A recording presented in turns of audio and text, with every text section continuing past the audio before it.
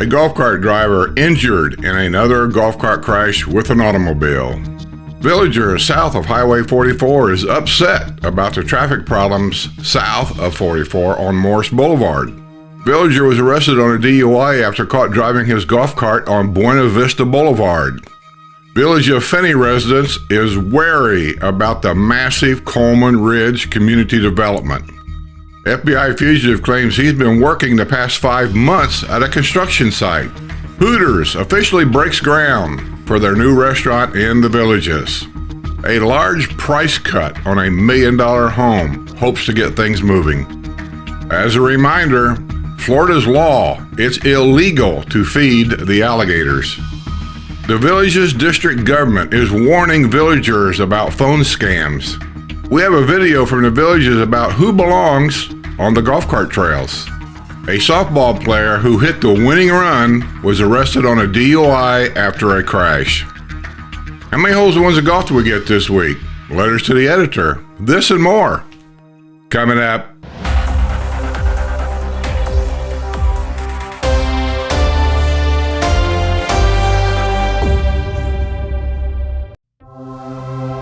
This week's news is brought to you by my YouTube and Patreon members.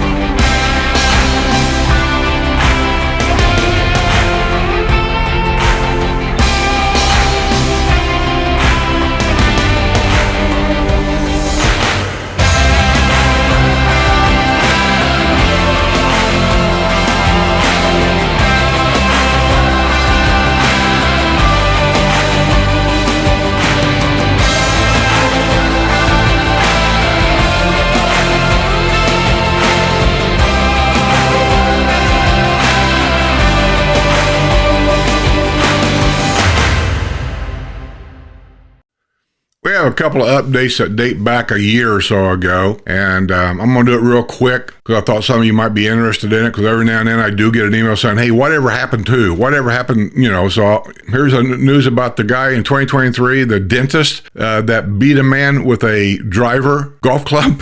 A local dentist accused of beating a man in 2023 with a golf club is arguing he is immune from prosecution because he was acting in self-defense. Dr. Eddie Shaw Orbidig, 54, name will be in the picture, is facing a felony charge of aggravated battery in connection with his arrest at Harbor Hills Country Club, which is just down the road from Brownwood.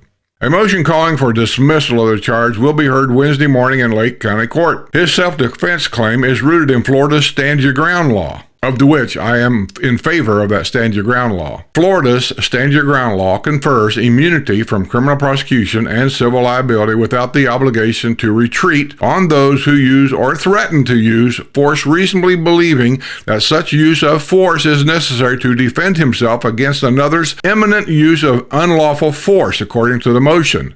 You understand that?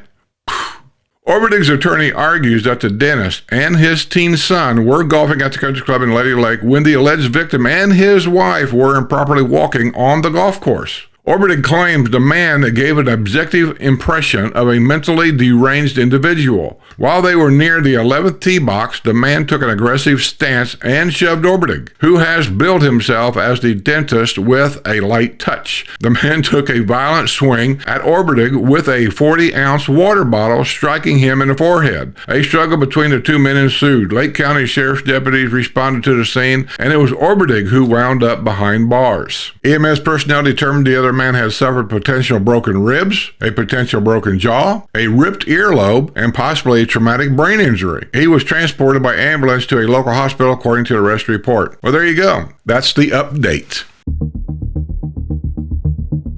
And here's another more recent update of a lady that was caught shoplifting down in the newer part of the Villages. A villager contends she couldn't have committed the theft because she was getting a manicure. Kathleen Lepsick, 71, of the village of Hawkins, was arrested in December on a suspicion she had stolen merchandise from KB Home and Garden at Magnolia Plaza. She is being represented by Bogan, Munns & Munns law firm in this past week. A lawyer from the firm officially filed a notice of intent to rely on alibi in Sumter County Court. A manager at KB Home and Garden confronted Lepsick on November 22 in the middle of the parking lot, according to the arrest report from the Wildwood Police Department. It was suspected that the Ohio native had gone into the store and took a yard sale sign and placed it by a gate. Lepsick walked out the front door and then over to the gate where she retrieved the yard sale sign. She began walking to her car with the sign. After she was confronted, Lepsick got into her car and drove away. So anyway, there's her update. We'll see how that turns out.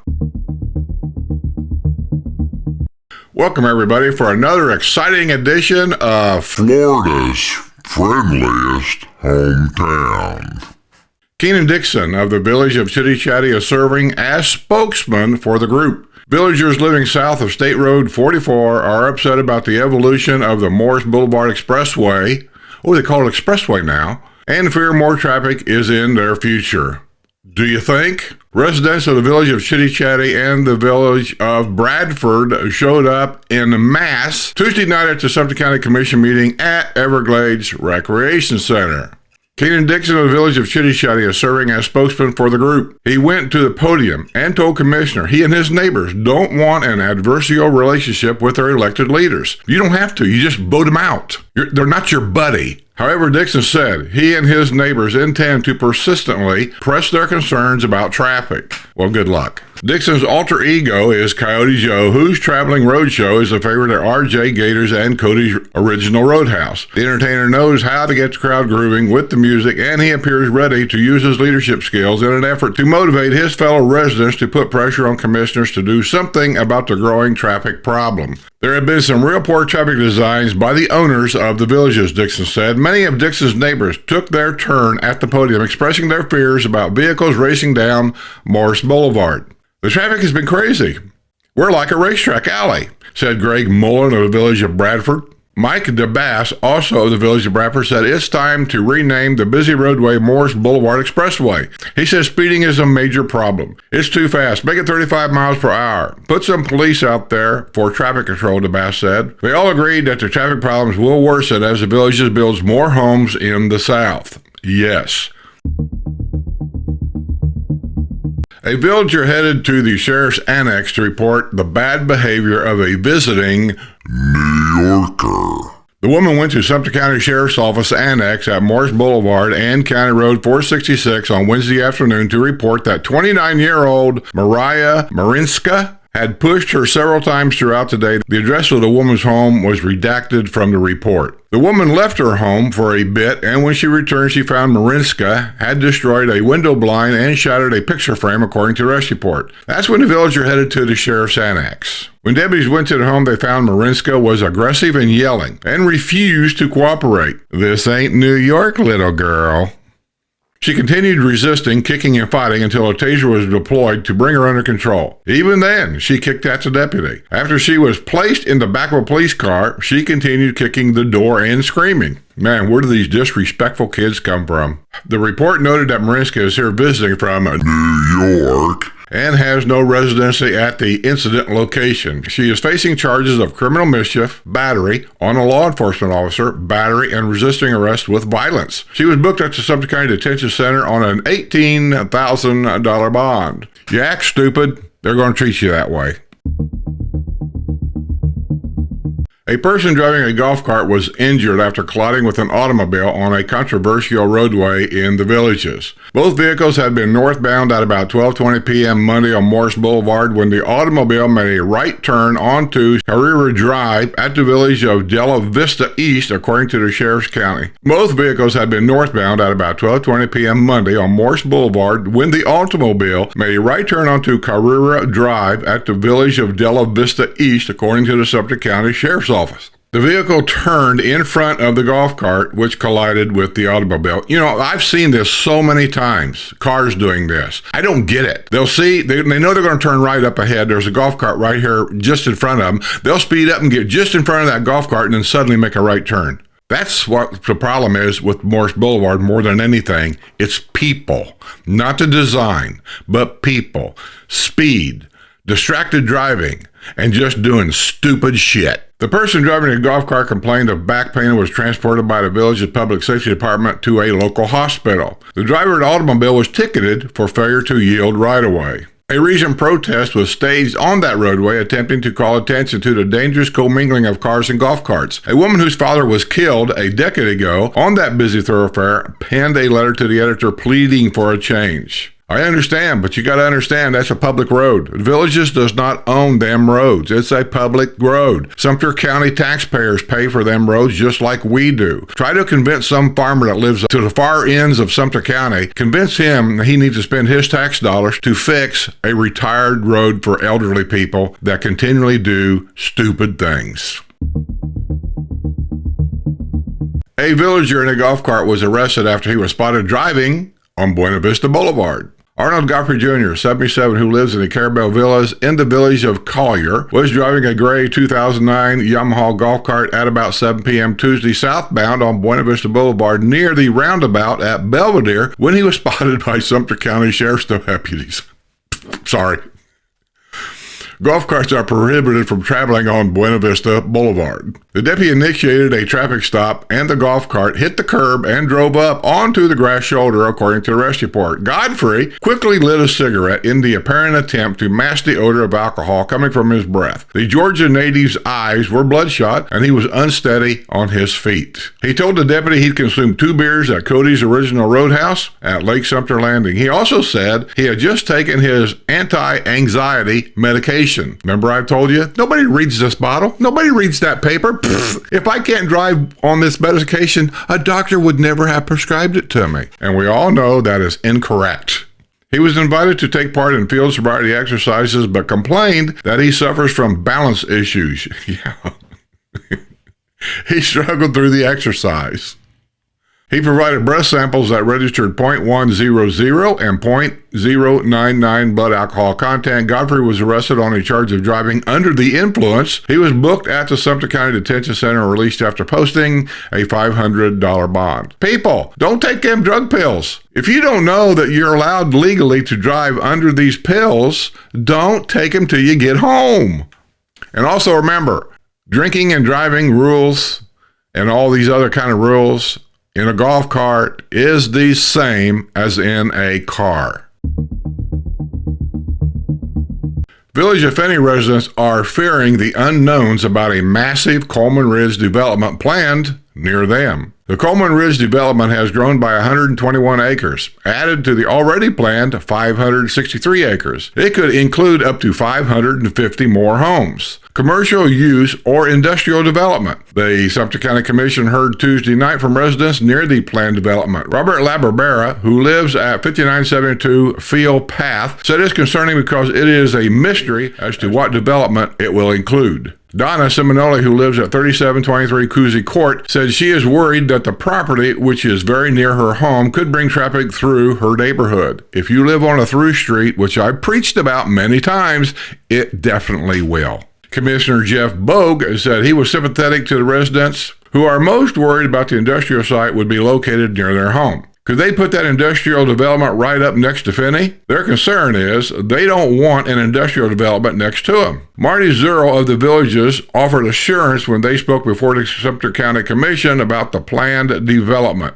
We are very sensitive about those folks that live there, Zerl said. He said it hasn't been planned out exactly how the land will be developed. He said some of that will depend on the tenants that want to locate there. He said that when those determinations are made, the village's marketing department would roll out the information. I wouldn't count on that. I can tell you a story here about when they did Finney, and we did a video, and I drove down there and did video of it also about the dynamiting that was going on down there, and nobody at the village's offices told prospective buyers of homes anything about it. A man living with his parents in the villages has been sentenced after he was caught with drugs last year. David Carmen Donofrio, 54, who lives at 2714 Castillo Drive in the village of Santiago, had been placed on probation for 3 years after he was caught with cocaine, fentanyl, and marijuana during a traffic stop at Racetrack in Lady Lake. The New Jersey native has a history of prior arrests, and he's got another one. A villager classified as a habitual offender was arrested for the second time this month when he was caught back behind the wheel of a car. George Boland, 66, of the village of Orange Blossom Gardens. Now, we were just up there yesterday and had an early dinner at the Orange Blossom Gardens Country Club, which was taken over by FMK, by the way. George Boland was driving a silver Dodge SUV at about 10:30 p.m. Sunday on U.S. Highway 3001 near County Road 472 when an officer noticed the vehicle was traveling below the posted speed limit, according to the Rescue Part of Wildwood Police Department. The officer ran a license plate number and found the vehicle's registered owner has a suspended driver's license. Boland, who was also arrested for driving on a suspended license on New Year's Day, said he was headed home from work and admitted he knew he was driving on a suspended license. He has previous conviction for driving while license suspended in Sumter County and in Pennsylvania. Boland, who had been free on a bond from his New Year's Day arrest, was taken into custody on a felony charge of driving while license suspended. He was booked without bond at the Sumter County Detention Center. I kind of feel for these old duffers, you know. He's working, still working, says a lot to me. He has to get to work. He's got a suspended license for, I don't know what for, drinking. Life goes on.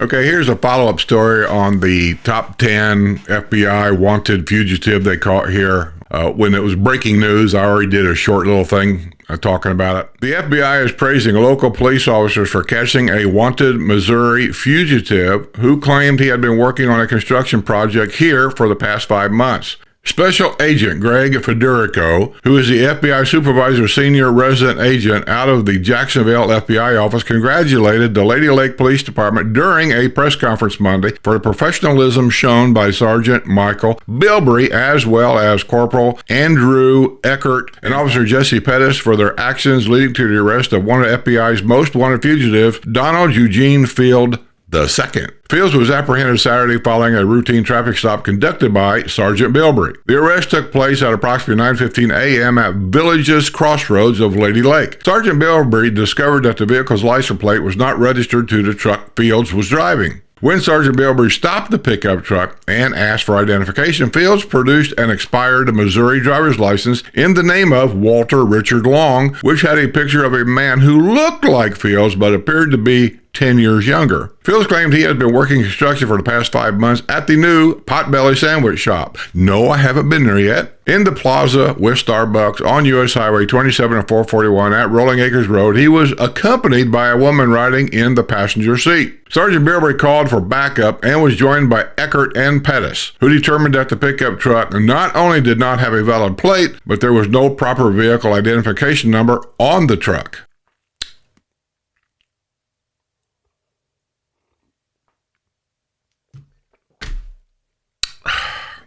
Winters in Florida are so much fun.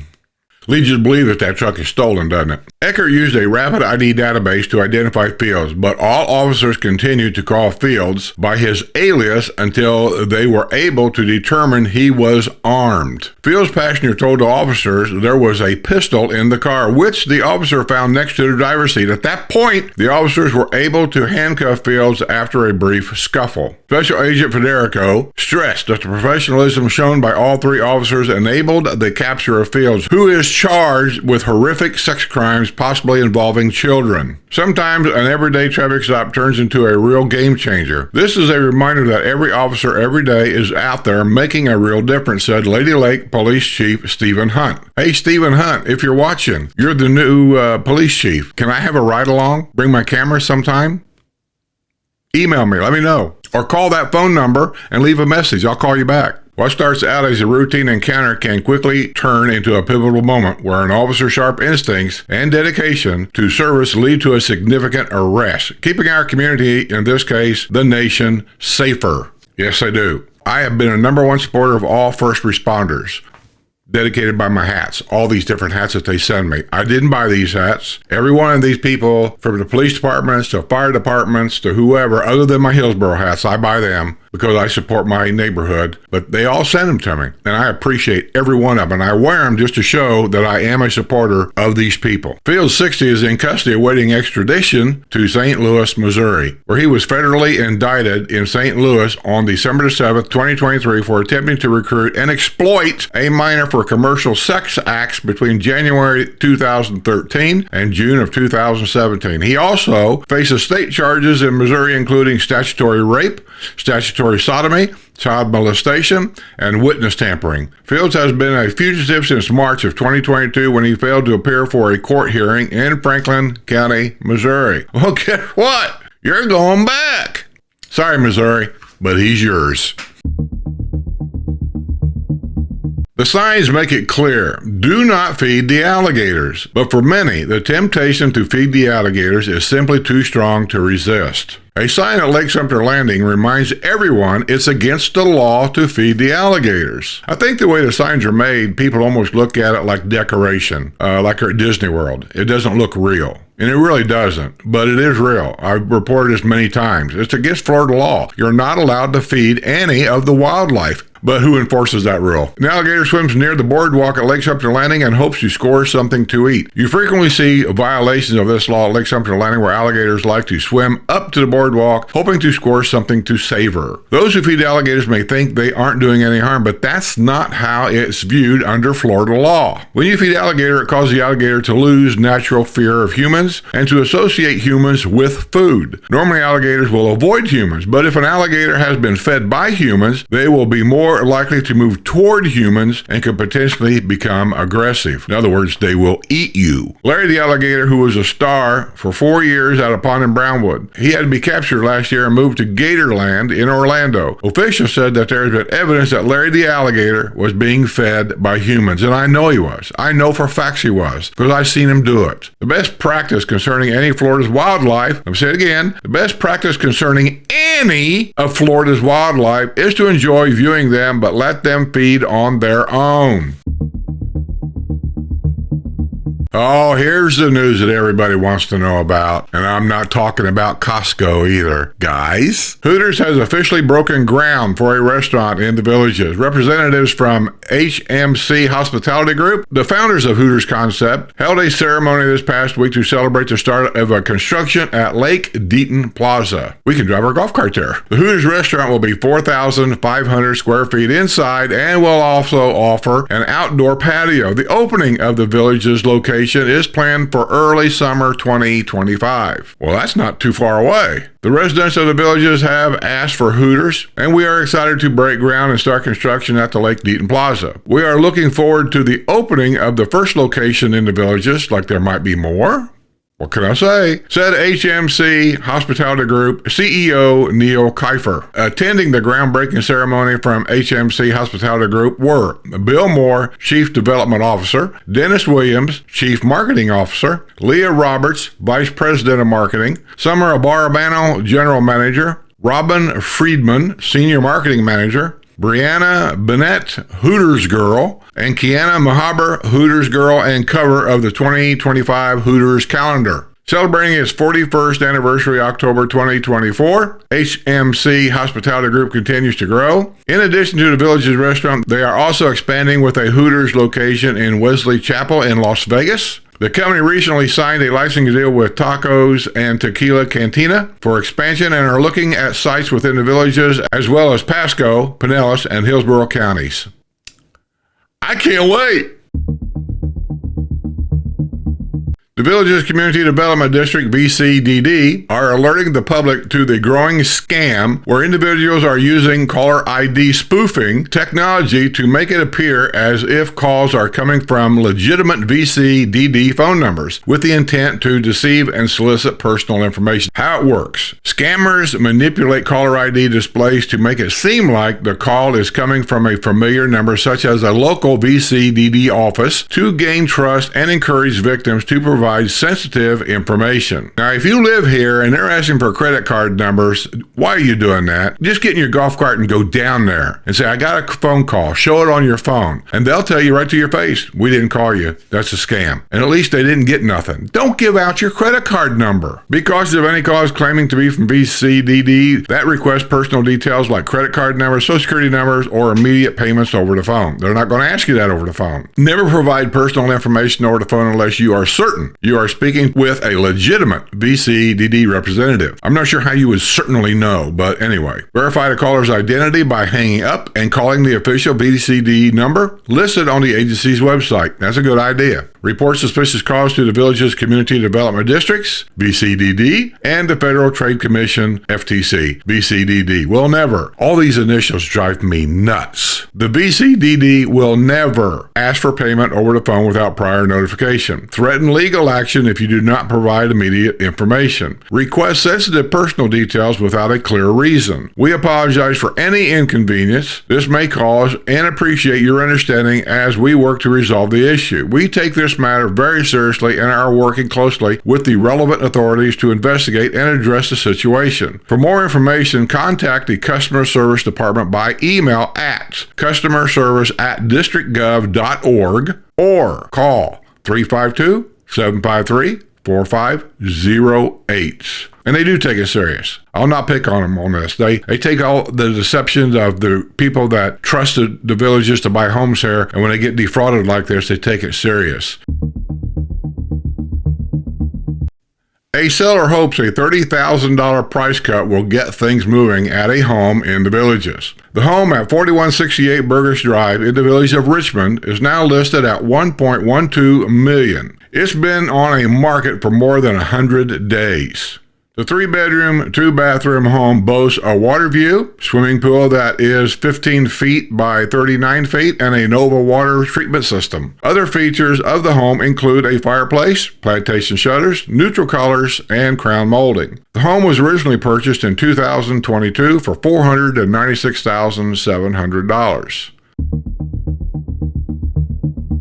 Here's a story here of typical fights that I don't understand really. I'm not going to give my opinion. When I read this story to you, you guys are going to have a reaction to this story, I'm sure. You leave your comments below and let me know what you think of this. 2 sisters were arrested after an alleged attack on a villager who suggested it was time to put their dog down. Officers were called at about 12:30 p.m. Wednesday to a home on the historic side of the Villages where a man said he had been attacked by 61-year-old Mardell Elizabeth Coven and 59-year-old Melissa Ann Coven, according to the arrest report from the Lady Lake Police Department. Officers found the 69-year-old man in a back bedroom on his knees having trouble standing up. He said their Rottweiler had collapsed in the front yard and he began to argue with the sisters after he suggested it might be time to have the dog put down. He suggested ignited a family fracas, which included him being choked. The report noted that everyone had been drinking and they were intoxicated. The sisters were sitting on the front porch when police arrived at the home. Melissa Ann Colwood cooperated with the police and was taken into custody on a felony charge of domestic battery involving a victim over the age of 65 and a misdemeanor charge of simple battery. Mardell Elizabeth Coven did not cooperate, became hostile, and kicked an officer in the leg several times. An officer used a taser and delivered a drive stun to get her to cooperate. That felt good, she said, and began to laugh. Tough old bird. She is facing felony charges of domestic battery involving a victim over the age of 65 and battery on a law enforcement officer. She is also facing a misdemeanor charges of simple battery and resisting arrest. She was booked at the jail on an $8,500 bond.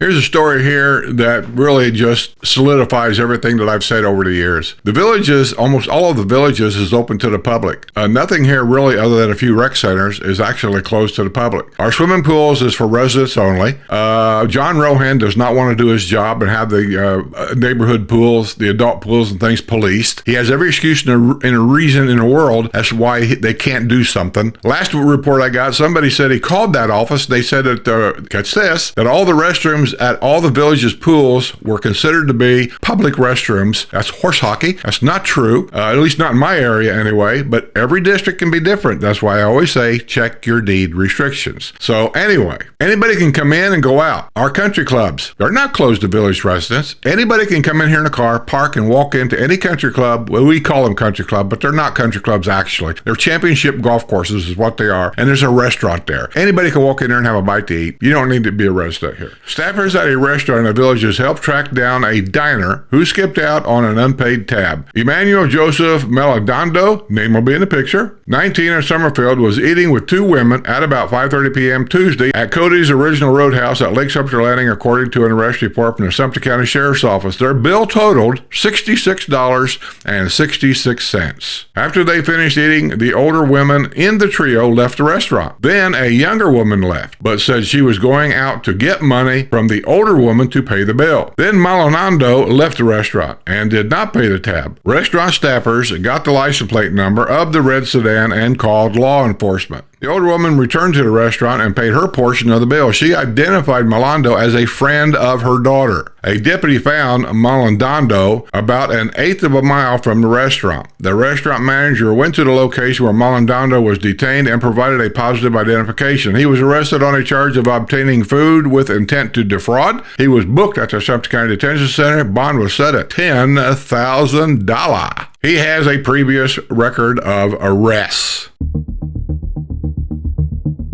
A softball player who hit the winning run earlier in the day was arrested on a charge of driving under the influence after a crash in the villages. Stuart Paul Hillowitz, 61, of the village of La Ronalda, was driving a silver Ford Escape at about 1 p.m. Monday when he rear-ended a black Ford pickup at the intersection of Buena Vista Boulevard and County Road 466, according to the arrest report from the Sumter County Sheriff's Office. Hillowitz said he had been playing softball that morning at the Soaring Eagle softball complex. He said he hit the winning run and had one beer. He also said he had taken medications for Parkinson's disease. He said he takes the Oopa Loopa pills 4 times a day and is able to drive.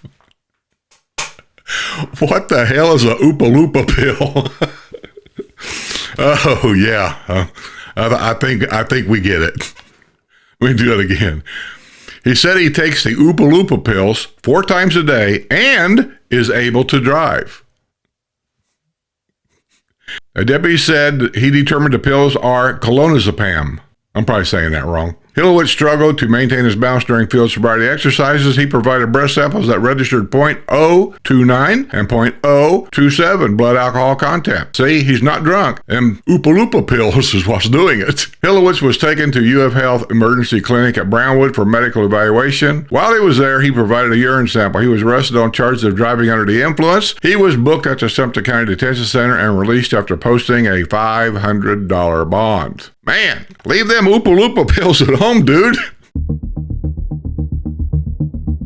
A villager was arrested after tossing a bag of fentanyl from a pickup truck. James Matthew Harris, 52, who lives on the historic side of the villages, was a passenger in a Chevy pickup truck at about 5 p.m. Monday that was pulled over when an officer noticed the female driver and Harris weren't wearing their seatbelts, according to the arrest report from Lady Lake Police Department. The officer initiated a traffic stop and summoned a K-9 unit. During the traffic stop, Harris tossed a small bag from the truck. The K-9 officer recovered the bag and discovered it held 0.3 grams of fentanyl. I don't know how much 0.3 grams is of fentanyl, but just what I hear from fentanyl, because I don't know anything about it, is it doesn't take very much and it can actually kill you. The Massachusetts native was arrested on a charge of possession of fentanyl. He had been free on bond, but because of the new arrest, he was booked without bond at the Lake County Jail. Good. Keep him there a long time until he's over the drugs. Harris was arrested last year after he was found with fentanyl after running a stop sign in a golf cart on a historic site of the Villages. In 2020, he was sentenced to 120 days in jail on a drug charge. In 2018, he was arrested after a traffic stop at Pinellas Plaza. So this guy's been in jail a couple of times where after 120 days, he should have been kind of cured from the problem, and he goes back to it again. So once again, I don't feel sorry for these people. This is a choice he's making for himself.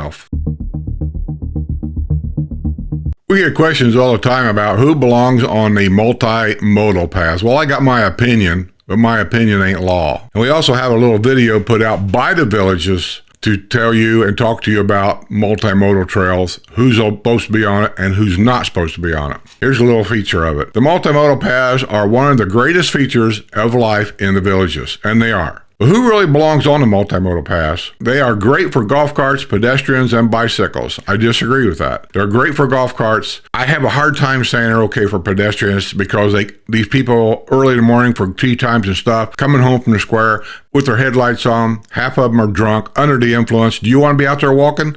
I don't. But motorcycles, smart cars, and mopeds are encouraged to use the main roadways, even though they may fit on a multimodal path. All too often, misguided motorists end up with their car on the multimodal path. Yeah, but those are mistakes. Those are usually people visiting, and it's at night. And trust me when I tell you, things at night don't look the same here at all. The multimodal paths in most cases are not lit up. So if you don't know where that path ends and where that path begins, and you're new here and you went to the square and had a great time, now you get in a golf cart, you're going back looking for that multimodal path that you brought in to get you home, you may or may not find it. How many holes of ones of golf did we get this week? Looks like 3. A Michigan man got a hole-in-one while visiting the Villages. Steve Zeffening got the lucky ace at the First Responders Putt and Play course. He and his wife, Gigi, from Sterling Heights, Michigan. They were the guests of Terry and Kathleen Archibald of the village of Woodbury. Well, congratulations on your hole-in-one, Steve. A villager got a hole-in-one while golfing at a course in the nearby retirement community of Stonecrest. Bob Coate, who splits his time between Massachusetts and the village of Pennycamp, has only been golfing for 3 years. It was his first lucky ace. Well, congratulations on your hole-in-one there, Bob. And for those of you that know, yeah, we have a lot of golf courses here. People from other places come here and golf, and we go other places and golf. I did it all the time with my group when I used to take care of it. I find you get a little bit better of a deal sometimes than during snowbird season playing outside the Villages. A villager says she was shocked when she got her first hole-in-one. Deb Miller of the village of Largo scored the lucky ace on Sunday, January 26th at hole number 4 at the Oakley Executive Golf Course. She used a 7-iron and her lucky blue McGregor UFO ball, which she lost on a later hole. She was golfing with her husband, Jim, as well as Jim and Leo Ganon. Well, sorry about your lucky golf ball. That's a bummer. But anyway, thanks for sending that in, and congratulations on your hole-in-one, Deb. How about some letters to the editor? We always enjoy to hear what other people have to say. To the editor, no one obeys the speed limit on Morse Boulevard, same as Rio Grande Avenue. Perhaps we need more 4-way stops. Golf cart drivers are just as guilty as cars. They are impatient and just turn into the traffic. County Road 466 is like a racetrack. Trying to merge onto the road from the La Zamora entrance is a nightmare. That's sent in by Gillum Beck from the village of Rio Grande. They're exactly right. People just don't pay attention. They just cut in front of traffic. There's been more golf cart wrecks because a car wants to turn right in front of a golf cart, like the golf cart has no right or something. I don't know, but it's crazy sometimes. To the editor, I find it interesting how so many people think there is a simple fix to allow for modal paths on both sides of this road. I have lived here since 2002, and there has been many changes to this road to help safety. Also, several studies to make it safer. There is not a cheap fix for changing the path for carts. The infrastructure is the costly part of any change to widen the paths. This has been proven by each of the studies that have been made. The county is not willing to spend the money to make the change. I believe the age of our drivers has a lot to do with the danger of mixing carts with cars. Carts need to yield to cars even if the car is in the wrong. That's sent in by Richard Yoder, De La Mesa. Well, Richard, you're 100% correct. People need to be aware. They need to put their cell phones down and quit playing around with that stuff. And I know that cars make a lot of mistakes, probably more than golf carts up there causing these accidents. But you're right. Carts need to yield right away, even if the car is in the wrong, because big always wins. To the editor. The waterfront pier structure, by the way, this is a long letter to the editor, and I ain't got time to read it all, so I'm going to pick out a couple 3 points in here and read them to you. The waterfront pier structure at Lake Sumter and the shoreline on Lake Sumter are not in any way an amenity. They are privately owned, and it is their responsibility. Yes, our fees are going up, and it is our responsibility to plan for and keep up with those requirements, but let's set this up with some real transparency. The people responsible for the structures around the villages made decisions, good or bad, about who was going to do the work, but they were paying for it because it is owned by them.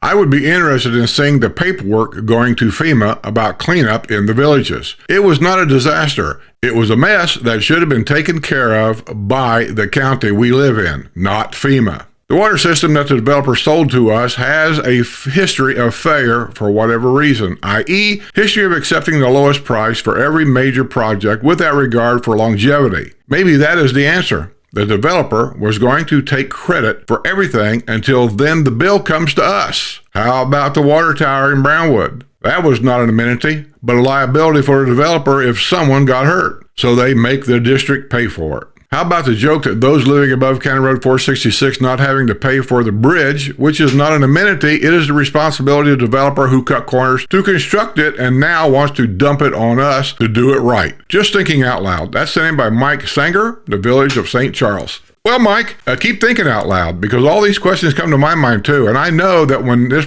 community's planned, a lot of this, as far as I'm concerned, falls on the Wildwood Commission over there because they approve a lot of this. There's a lot of other people involved here for this problem.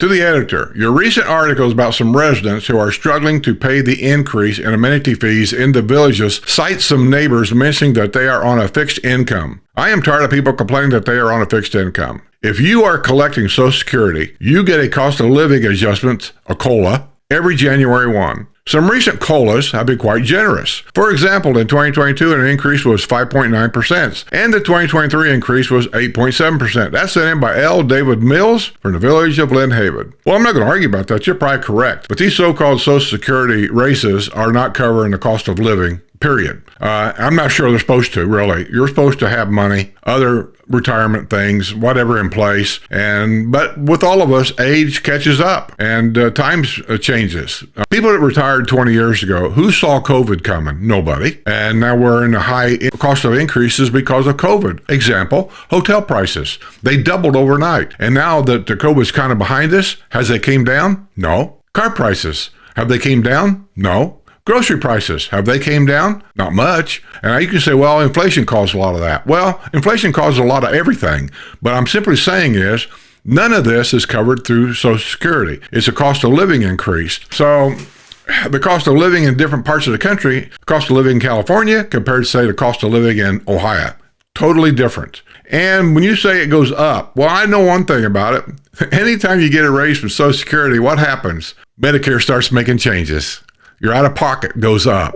Everything goes up. My insurance that I have, I got notified almost immediately that certain things are going to change. So what you think is a cost of living raise? Nah, it gets written off somewhere. So you really end up making the same amount. It may show a higher dollar figure, but you still have the same amount, if not less, to spend because of the cost of everything being so high. That's just my take on it. But I do appreciate the letter. But people complaining about it, when you're here 20 years after you've retired, then we'll get back to you. Because that's what I do worry about. I don't worry about today. I'm okay today. I was okay 10 years ago when I retired. These people up in the historical area that are still alive and up that area, they've been up there for 25 and 30 years. When they retired then, the cost of everything then, they were fine. Here we are 30 years later, and yeah, some people up there has been there for 30 years or older. They're Social Security isn't covering all this anymore. And when they bought up there was a cap on amenity fees, and they knew it. And then the supervisors saw their wisdom to take it off for whatever their reasons are. I'm not in government. But I will say this at the end of all this. Rules here don't get enforced. And that is a big downfall with me. All the rules, you name them, they're not enforced by local government, by developer rules, or even by local police departments. They're overlooked. You've seen the bad parking. Every time we have them.